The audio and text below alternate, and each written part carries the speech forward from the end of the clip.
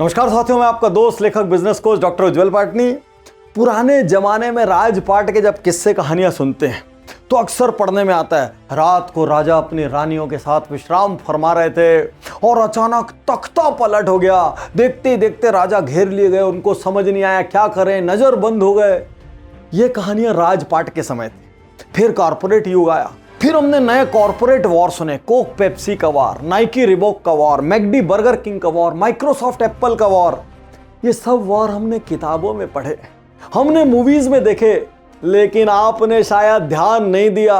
अभी अभी हिंदुस्तान में ऐसा ही एक कॉर्पोरेट वॉर हुआ जिस पर शायद आगे चलकर फिल्म बनेगी।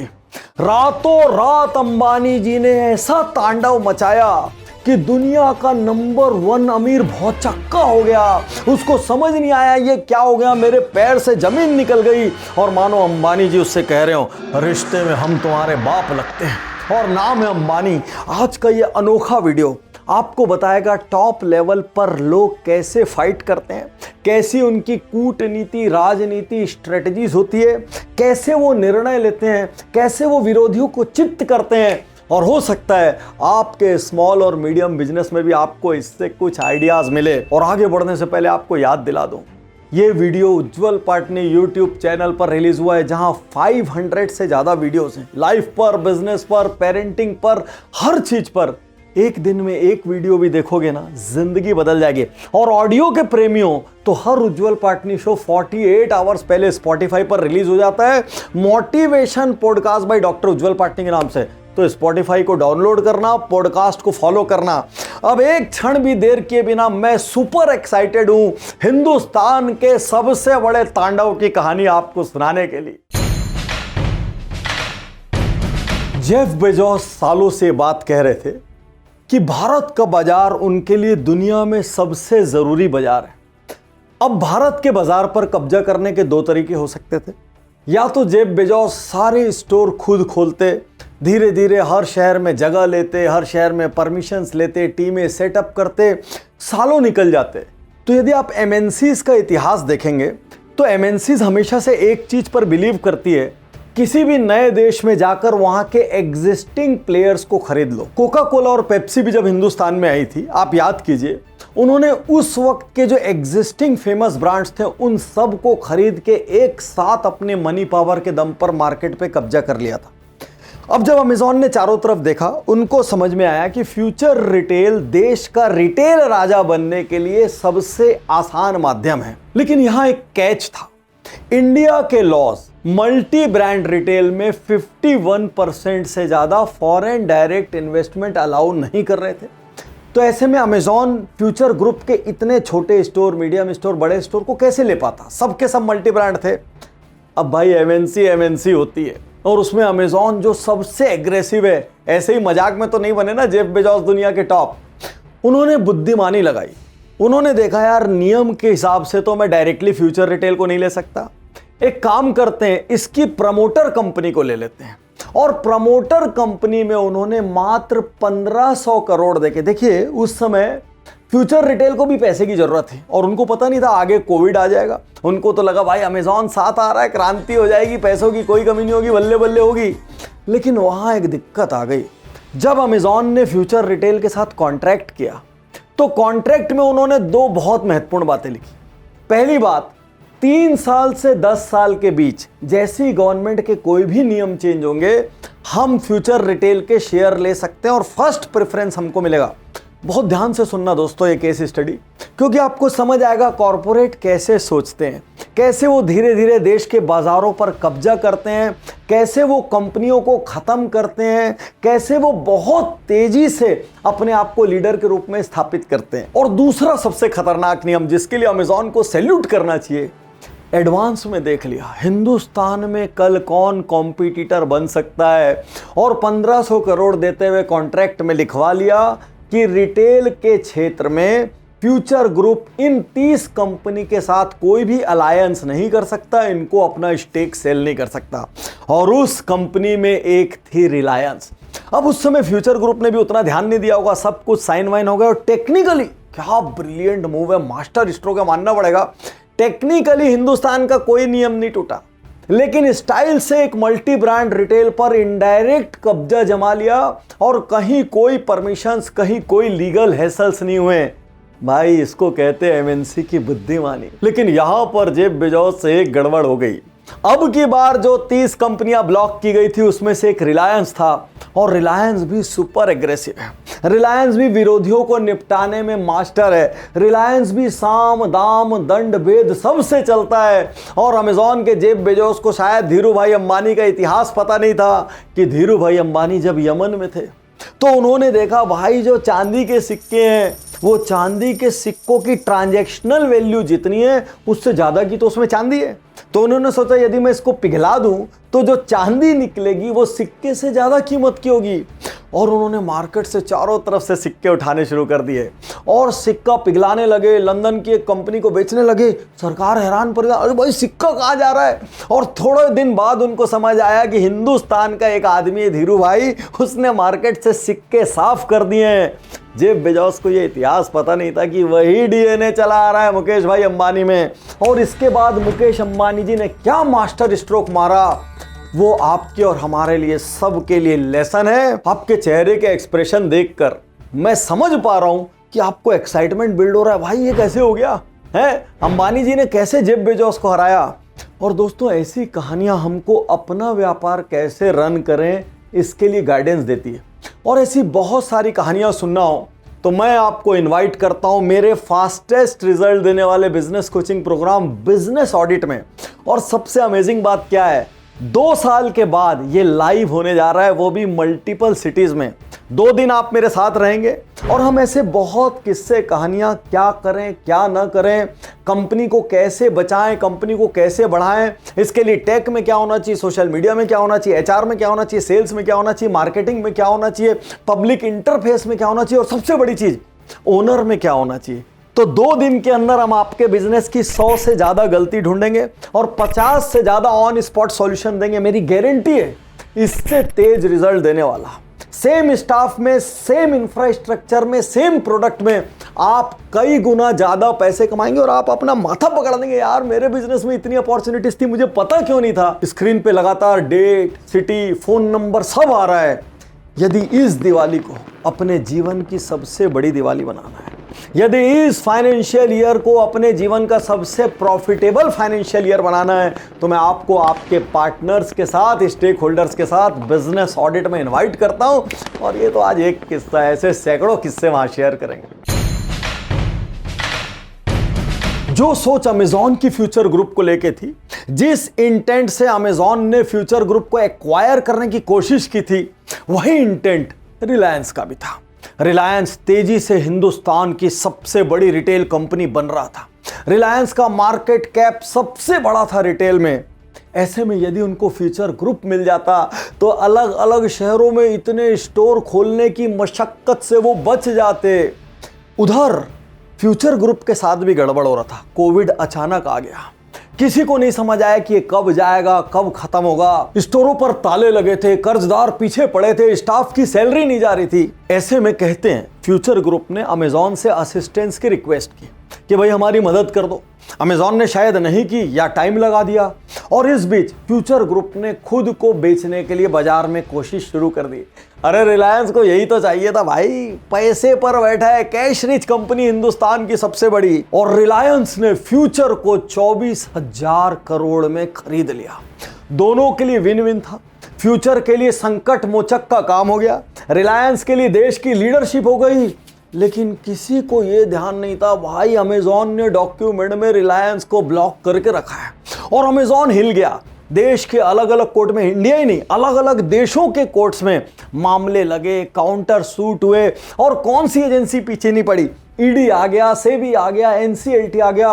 हर किसी ने निर्णय लेना शुरू किया और सिंगापुर की एक रूलिंग अमेजॉन के फेवर में आ गई। अमेजॉन ने सोचा मैं राजा हूं, लेकिन अंबानी जानते थे रिश्ते में हम तुम्हारे बाप हैं, नाम है अंबानी। और जब हम फॉर्म में आएंगे ना, तुम्हारे पैर के नीचे से जमीन निकाल लेंगे।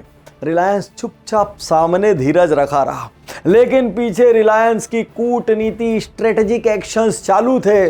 अमेजॉन को जब बात समझ में नहीं आई तो एक दिन रात को रिलायंस ने तांडव कर दिया। कहने को तो ये लड़ाई फ्यूचर ग्रुप और अमेजॉन के बीच थी, लेकिन सबको पता था इसमें रिलायंस पीछे से अपनी ताकत लगाए हुए। और वो तांडव ऐसा था कि मुझे लगता है एक दिन उस पर पिक्चर बननी चाहिए। क्या था अंबानी जी का मास्टर स्ट्रोक, ऐसा क्या किया उन्होंने कि पूरी दुनिया देखती रह गई भौचक्की। ऐसा लगा कि धीरू भाई अंबानी वाला पुराना कार्यक्रम फिर चालू हो गया। आइए जानते हैं ऐसा क्या किया जिससे विश्व का नंबर 1 अमेजॉन देखता रह गया, भौचक्का रह गया कि ऐसा भी संभव है।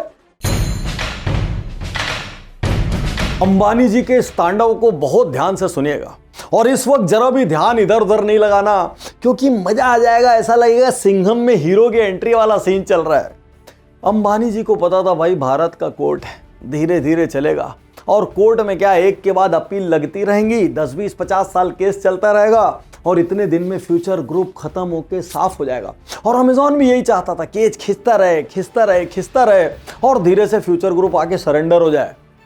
25 फरवरी शाम से देर रात तक हिंदुस्तान के सैकड़ों स्टोर हतप्रभ रह गए, क्योंकि रिलायंस के लोग हर स्टोर में उतरे और लगातार गाड़ियां लगने लगी। गाड़ियों से रिलायंस के नीले कलर के कार्टून उतरने लगे। तो मैं आपको कुछ स्टोर्स का हाल सुनाता हूं। सोनीपत में शॉपिंग चल रही है, कर्मचारी अपना काम कर रहे हैं, ग्राहक परचेजिंग कर रहे हैं, पूरा नॉर्मल रूटीन माहौल है। अचानक अनाउंसमेंट होता है, तेजी से अपनी शॉपिंग खत्म करके बाहर निकल जाएं, क्योंकि रिलायंस ने इन स्टोरों पर कब्जा कर लिया है। अब से ये स्टोर रिलायंस के हैं और इनमें इन्वेंट्री मैनेजमेंट का काम शुरू किया जाएगा। तुरंत स्टोर खाली करे, जो भी उनकी भाषा रही होगी।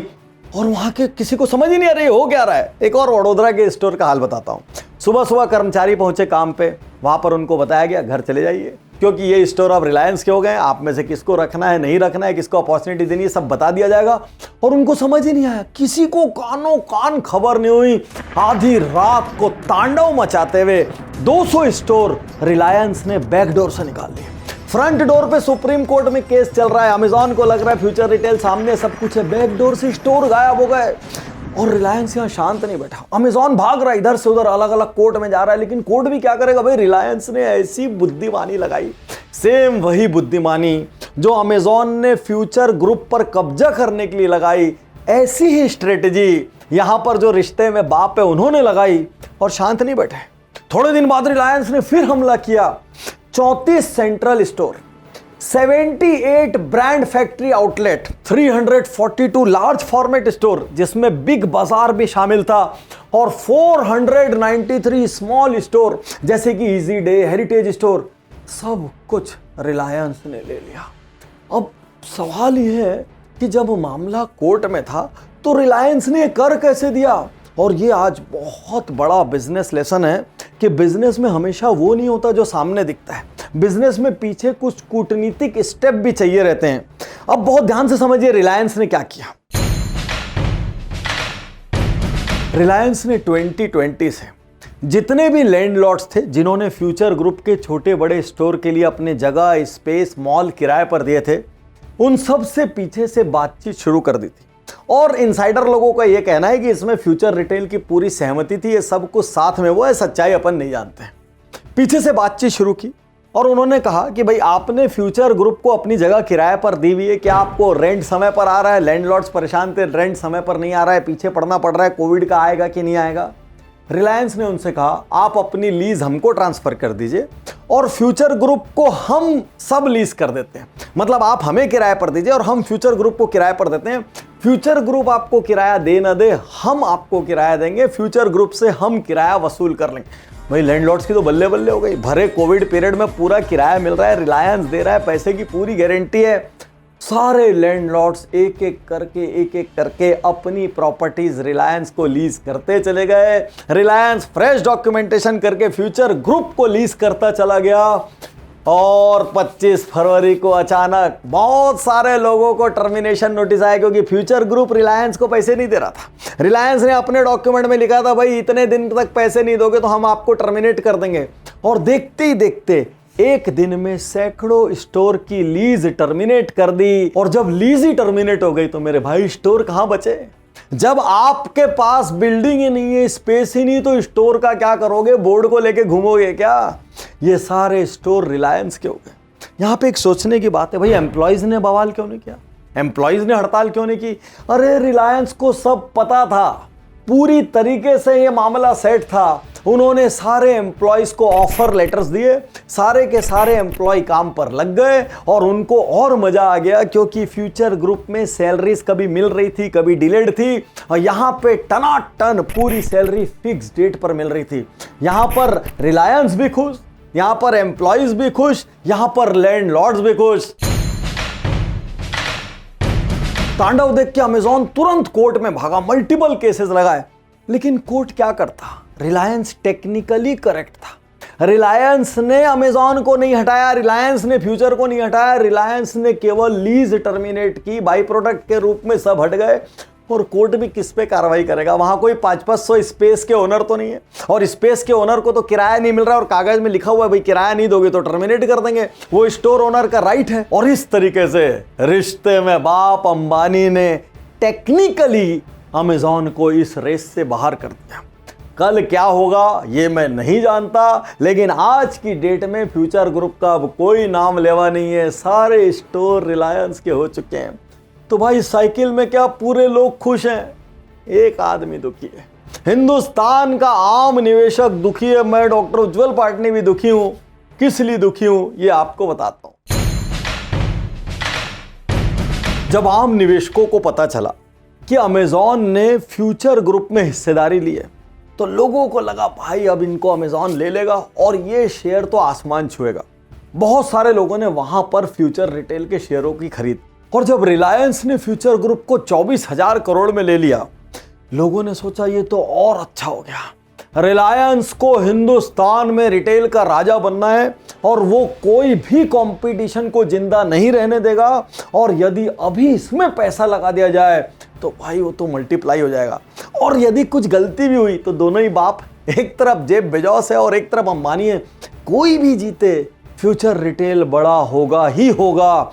इस उम्मीद में हम सब ने इसमें पैसे लगाए, और मैं अंबानी जी का बहुत बड़ा फैन हूं। उज्जवल पाटनी यूट्यूब चैनल पर मैंने मल्टीपल केस स्टडीज रिलीज की अंबानी जी के बारे में। पहली बार अंबानी जी से हाथ मिलाने वाले लोगों ने नहीं कमाया। इतिहास गवाह है, जिसने रिलायंस में पैसा लगाया है over a period of time वो बहुत समृद्ध हुआ है।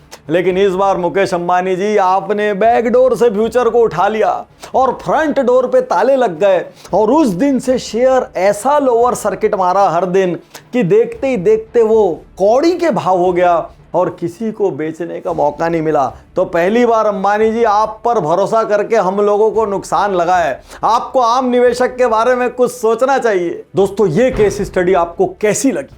इसके किस हिस्से ने आपको सबसे ज्यादा इंस्पायर किया? उज्जवल पाटनी यूट्यूब चैनल के कमेंट बॉक्स में जरूर लिखें, और कुछ टॉपिक्स भी बताइए हम किन पर शोज रिलीज करें जिससे आपकी लाइफ और बिजनेस में वैल्यू ऐड कर सकें। शुक्रिया, धन्यवाद, थैंक यू। अच्छी लगे तो शेयर जरूर करना।